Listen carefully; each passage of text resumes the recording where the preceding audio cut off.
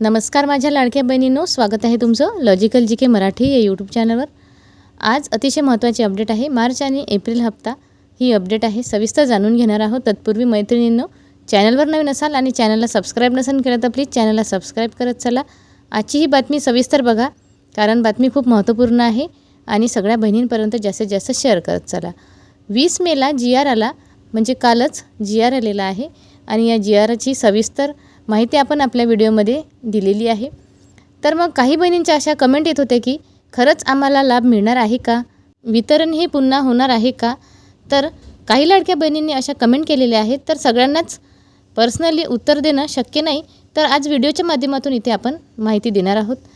20 मेला जी.आर. आला, मग खरंच लाडक्या बहिणींना हप्ता वितरित होईल का, वितरण पुन्हा सुरू होईल का, तर याविषयीच इथे माहिती आपण जाणून घेऊ। तर मैत्रिणींनो, काही लाडक्या बहिणी अशा आहेत ज्या पात्र आहेत आणि त्यांना फेब्रुवारीपर्यंतचे हप्ते आलेले आहेत, फक्त मार्च आणि एप्रिलच हप्ता आलेला नाही। अशाच बहिणींना मार्च एप्रिलचा हप्ता येण्याची शक्यता दाट आहे। माझ्या मते वितरण परत सुरू व्हायला हवे, कारण खूप अशा लाडक्या बहिणी आहेत प्रत्येक जिल्ह्यात की त्यांना पैसेच मिळाले नाही। ज्या लाडक्या बहिणींना मार्च आणि एप्रिलचा हप्ता मिळालेला नाही, अशा लाडक्या बहिणींसाठी परत वितरण सुरू होईल का, कारण खूप लाडक्या बहिणी विचारतात की हप्ता कधी मिळणार आहे। तर परत वितरण सुरू व्हायला हवे। फक्त जी.आर. आलेला आहे आणि या जी.आरमध्येच शासनाने जितका निधी आहे तो मंजूर झालेला आहे, त्याची मान्यता दिलेली आहे आणि शासनाकडून कुठल्याही प्रकारची अशी अजून माहिती प्रसिद्ध झालेली नाही की ज्या बहिणींना हप्ता मिळाला नाही त्यांच्यासाठी वितरण परत सुरू होईल। शासनाने पुढे येऊन अशा प्रकारची माहिती द्यायला हवी, कारण कधीकधी काय होते, वितरण झाल्यानंतरही जी.आर. येतो। मागच्या 1-2 महिन्यामध्ये वितरण झाल्यानंतर जी.आर. आलेला होता आणि हा जी.आर. सामाजिक न्याय आणि विकास विभागाचा होता।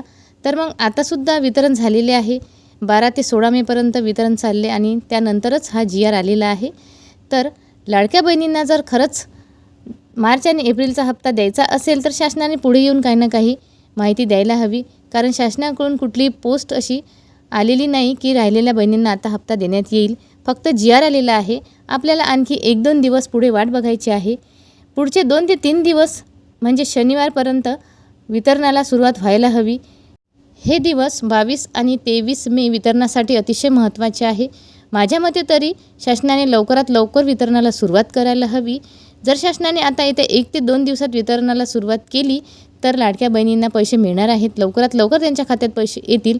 फक्त जी.आर. आलेला आहे, त्यांनी अशी कुठलीही पोस्ट इथे ऑफिशियल व्हायरल केलेली नाही की बा या प्रकारच्या बहिणींना आता डबल हप्ता देण्यात येणार आहे। तर मैत्रिणींनो, आपण फक्त 2 ते 3 दिवस वाट बघायची आहे। त्यानंतर आपण आपल्या व्हिडिओच्या माध्यमातून आणखी उपाययोजना करणार आहोत आणि शासनाला विनंती करणार आहोत, कारण शनिवारपर्यंत जर वितरण झाले नाही तर पुढे सोमवारनंतर वितरण होण्याची दाट शक्यता आहे।